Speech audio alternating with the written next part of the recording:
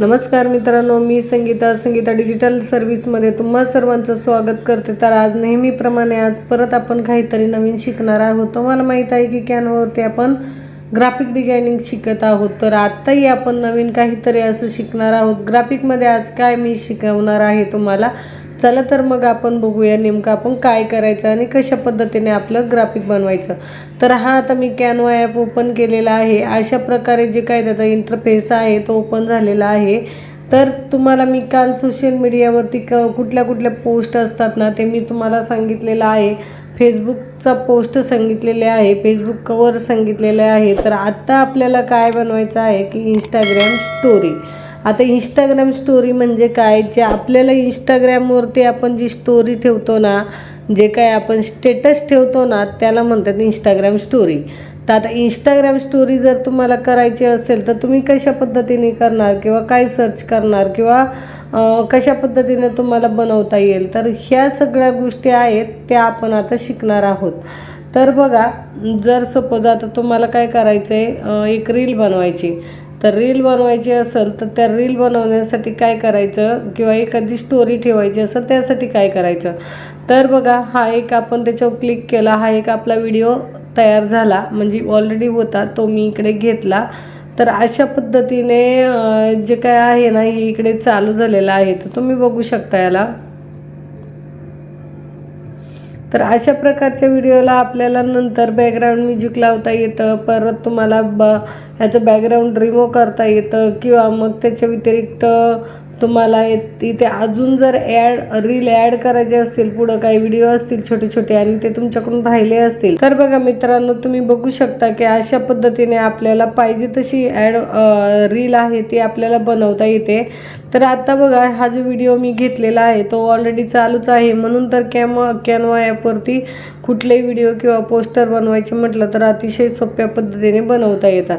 तर आता तुम्हाला काय करायचं, याच्यावरचं जे नाव आहे ना, ते नाव तुम्हाला कट करायचं आहे। नाव कट करायचं म्हटलं तर काय करायचं, त्याच्यावरती क्लिक करून डिलीट करायचं। डिलीट केल्याच्या नंतर अशा पद्धतीने ही जी नावं आहेत एक करून डिलीट करायचं आणि टॅग्समध्ये जायचं आणि टॅग्समधून जे नाव आहे ती घ्यायची। तर मी काय टाकते, आता मी माझेच नाव टाकते, संगीता, ठीक आहे। तर हे मी टॅग्समध्ये नाव टाकलेलं आहे।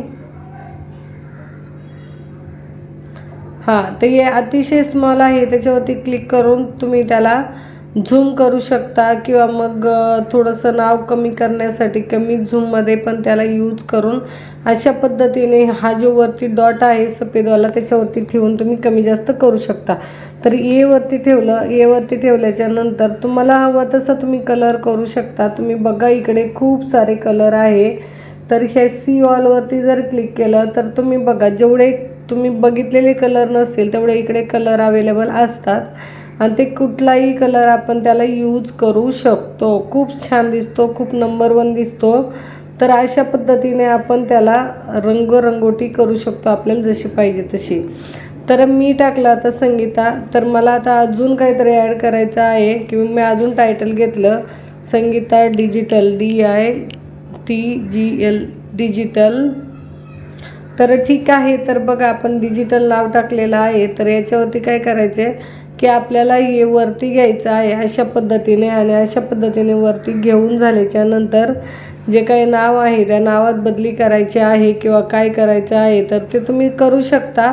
आणि याच्यावरती जर तुम्हाला अशा पद्धतीने नाव कमी जास्त करायचं असेल ते करू शकता। तुम्हाला जर त्याच्यावरती क्लिक करून तर तुम्हाला कलर जर करायचे म्हटलं तर कलरसुद्धा करू शकता। अतिशय सोप्या पद्धतीने आणि सुंदर पद्धतीने मी व्हिडिओ दाखवलेले आहेत। तर बघा, तुम्ही हा जो डिजिटलचा कलर आहे तो तुम्ही हवा तसा चेंज करू शकता। तर ह्या कलर मी ठेवून याला जरा स्मॉल करते, आणि स्मॉल केल्याच्या नंतर याला काय करायचं आहे की आपल्याला अशा पद्धतीने वरती घेऊन जायचं आहे आणि वरती नेऊन याला स्मॉल करून सोडून द्यायचं आहे। तर मग जेणेकरून असं पण आपल्याला ॲट्रॅक्टिव्ह पाहिजे की त्याच्यावरचे नावं जर चांगली असतील तर आपल्याला नक्कीच त्याचा फायदा होतो। तर मित्रांनो बघा, अशा पद्धतीने तुम्हाला जसं पाहिजे तसं तुम्ही ब्रँड स्वतःचा बनवू शकता आणि चांगले व्हिडिओ बनवून तुम्ही टाकू शकता, डिजिटल मार्केटिंग किंवा सर्व्हिसेस।